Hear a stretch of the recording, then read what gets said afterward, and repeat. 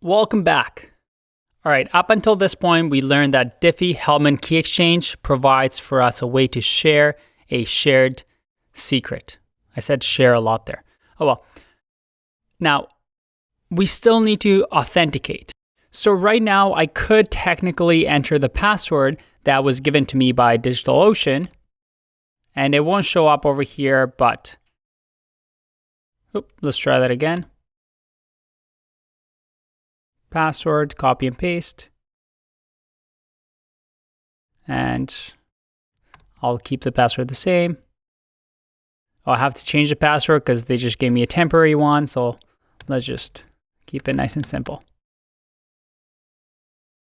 Oh boy, they're asking a lot.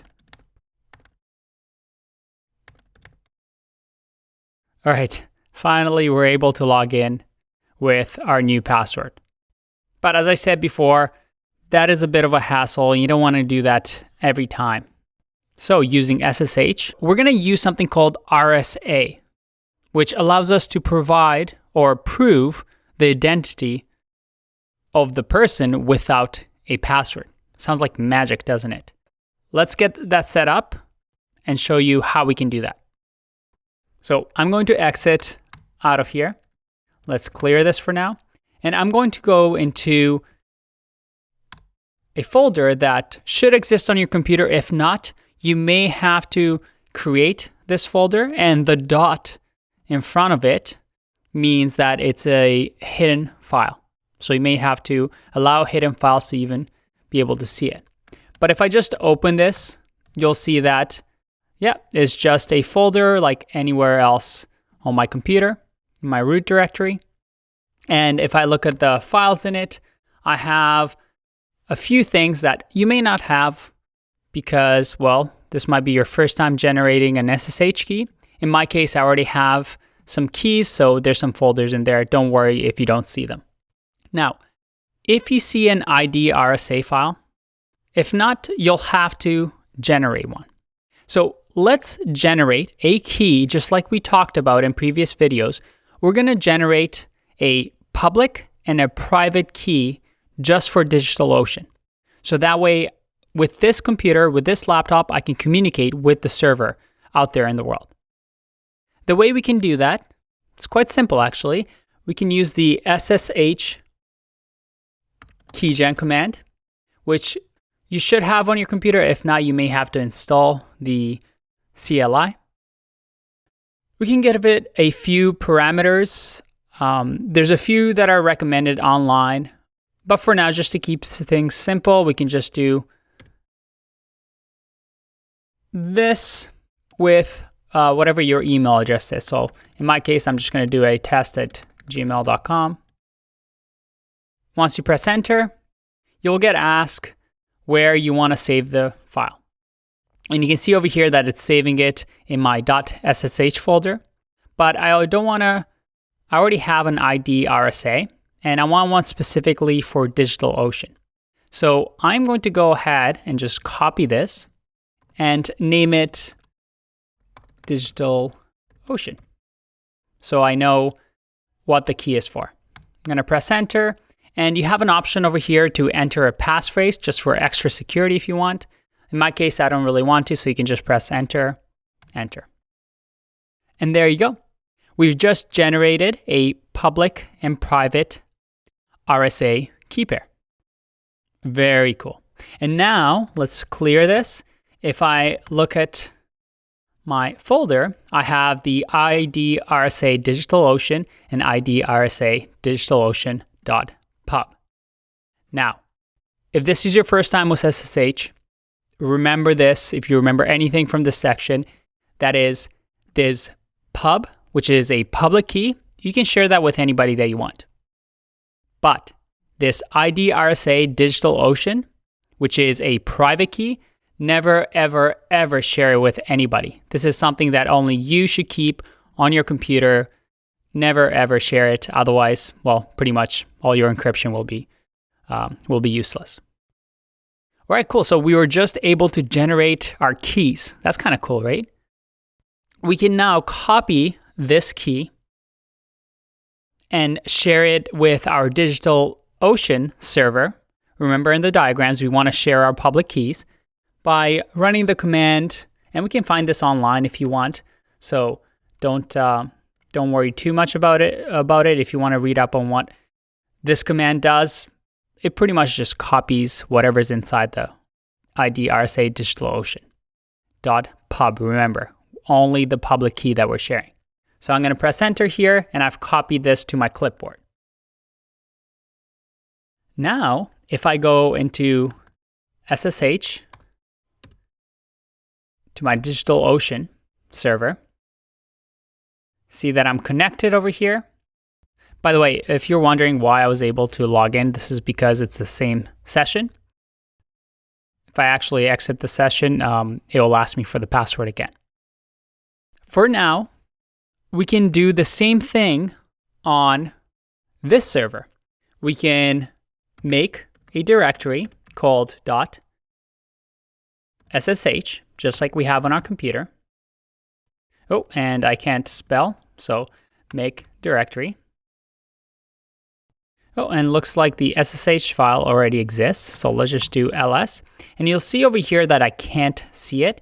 That is because it is a hidden file, remember? So I'll have to do a -a to show our hidden files, which is .ssh over here.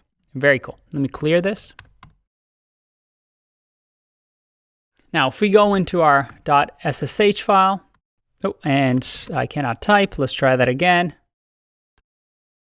All right, we're in our SSH.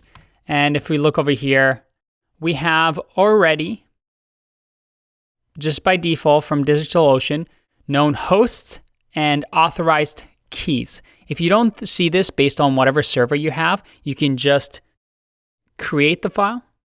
But for now, authorized keys is what we want. So we can use something like Nano, which allows us to edit text inside of authorized keys.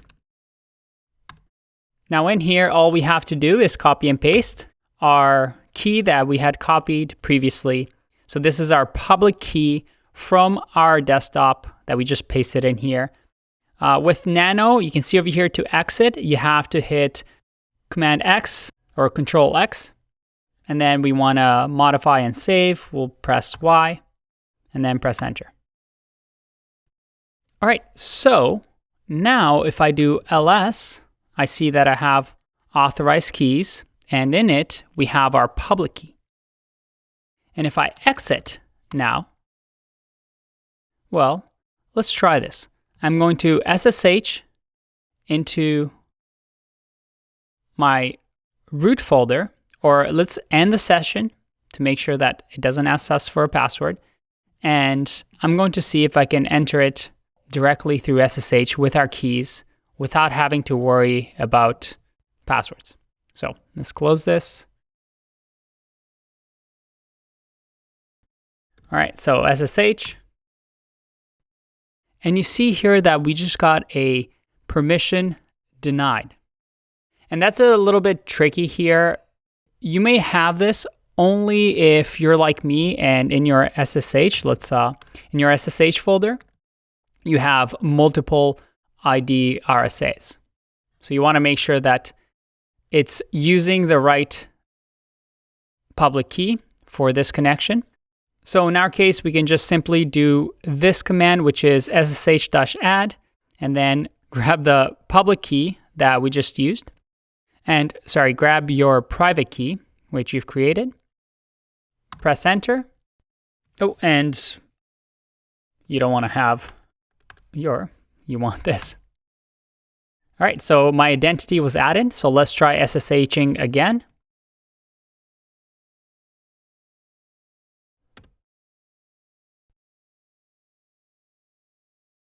And look at that. We have SSH'd into our box. We've proven that this is us, this computer belongs to us, and we have the authority to connect to the server and run any commands we want. All right, awesome. We've done all of this and you're asking yourself, I feel like I just wasted a bunch of time learning this and it doesn't really relate to web development or how I can set up SSH with GitHub. And that's easy to do, Andre. Why are you bothering me with this? Don't worry, we're going to tie everything together in the next video so you see why all this hard work is going to pay off finally when we finish up with this section. By the way, just for fun, just to see that this works, I'm going to, let's clear this actually. I'm going to go into my SSH folder. And if I go into the authorization keys or authorized keys, I'm going to delete this line. I'm going to save it. And then finally, I'm going to exit out of this, close my terminal, reopen the terminal over here. Let's clear this. Reopen the terminal over here, and let's try SSHing into our server. Permission denied, but let's do this command that we did before. We've added the identity. If we SSH, permission is denied because we no longer have our keys. We no longer share the public key with the server in the authorized keys folder. Now we see that we cannot SSH in anymore. By the way, DigitalOcean doesn't actually expect every one of their users to be able to know how to do this. They actually have a really nice, easy interface that you can use to add SSH keys, which actually works very similar with GitHub. So let's just copy our SSH key again that we created for DigitalOcean. And if I go to DigitalOcean over here, I can go to my profile, settings, and if we go to security, you see that they have SSH keys. I can add my SSH key, copy and paste, and we'll just name it test. Add the SSH key, which does the exact same thing that we did from the terminal, except, well, it looks nicer. You have a nice user interface here. All right, so there you have it. We're able to use all these tools: symmetrical encryption, asymmetrical encryption, hashing, in order to securely connect to a host and even be able to authenticate through SSH. So with all of that knowledge in mind, we're now going to look at our task at hand that Bruno asked us to do, and that is set up SSH with GitHub. I'll see you in the next one. Bye-bye.